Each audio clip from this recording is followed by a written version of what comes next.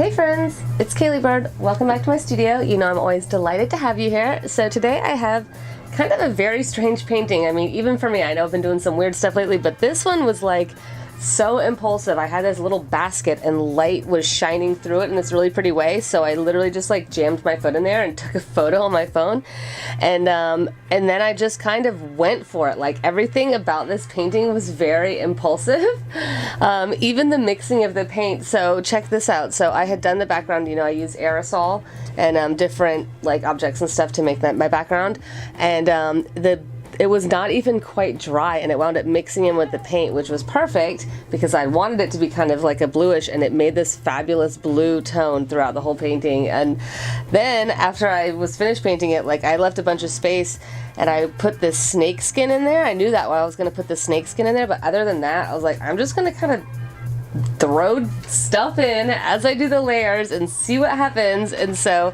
like there was almost nothing planned with this painting whatsoever. I think even the piece that I painted it on, this linen on wood panel, I think that was even left over from like another painting that I did. Like, so everything was just like, I'm gonna smorgasbord this together. But I would love to know what you guys think about it, because it was actually really fun and liberating just to kind of like, I'm just gonna do this, and I think this looks cool, and I know this doesn't make sense, but whatever. And so let me know please in the comments below. A lot of my paintings tend to be like, well, obviously the painting itself like more controlled, and I've been doing of course my 3D layers, but have like this been more precise and more planned out, and this one was just like whatever.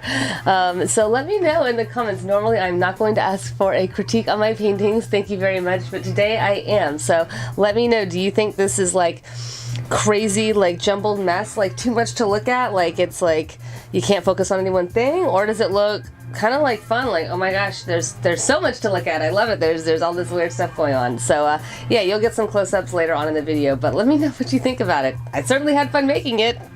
I don't know. Anyways, I hope you learned something, or at least enjoy yourself enough to want to hit that subscribe button. I'd love to see you back again, and it really helps my channel grow. So before I keep weirding myself out over this piece, enjoy. Thanks, guys.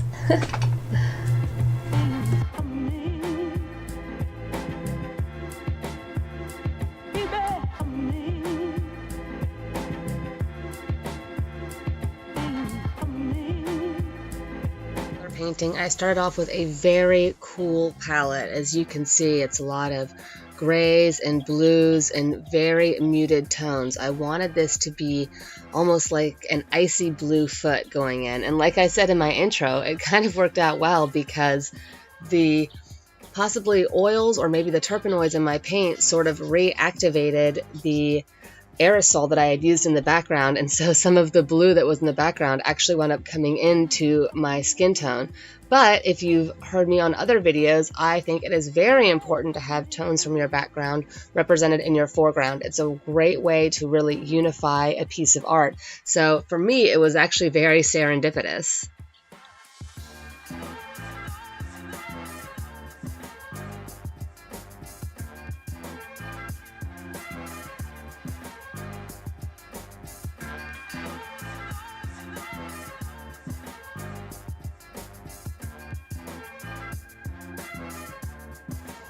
I actually really love painting hands and feet. For my undergraduate student thesis, I did an entire series of very huge oil paintings of hands and feet, and I loved it. This is the first time I've painted a good set of toes in I think quite a while, at least at this scale. I don't know what it is. I think because there's so much movement in such a small space that I've always just been fascinated with hands and feet. Plus, if you're drawing or painting from the figure and you can get those things right, it gives almost a piece of sort of refinement, I would say, to your artwork. It's like those areas can be very complicated, so if you get them right, it kind of reflects well on the entire rest of your piece. I don't know what it is. I just love them.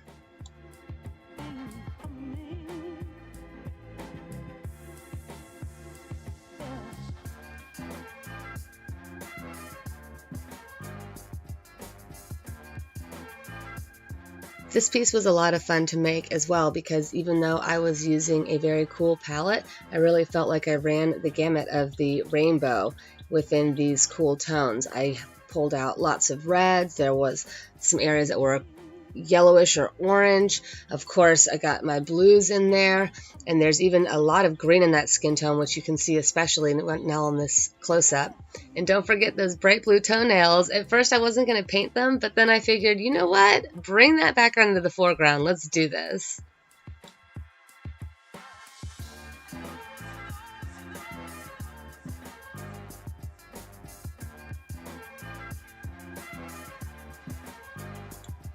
And here come in those crazy highlights I found from the pinholes in the weave of the basket that I took this photo from within, which is a pretty strange angle, and honestly, I don't feel like they really came through as far as looking like reflective light. But whatever, this painting was a big experiment. I had a lot of fun doing it. Either way, it kind of looks like extraterrestrial polka dots or something. So even though it didn't quite do the effect that I was hoping for, I'm still going to call this painting a success, if nothing else, just because I love the tones and I loved how much fun it was making it.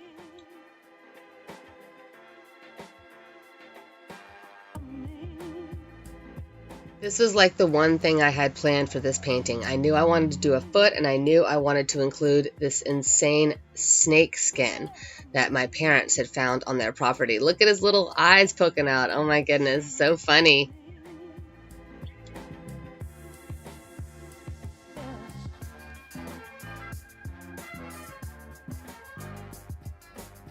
And now it's time for all the resin layering. This is just one quick clip, but I wound up doing 6 layers on this piece with all kinds of random found objects in between. If you're interested in doing your own resin, look around for links because I do have instructional videos.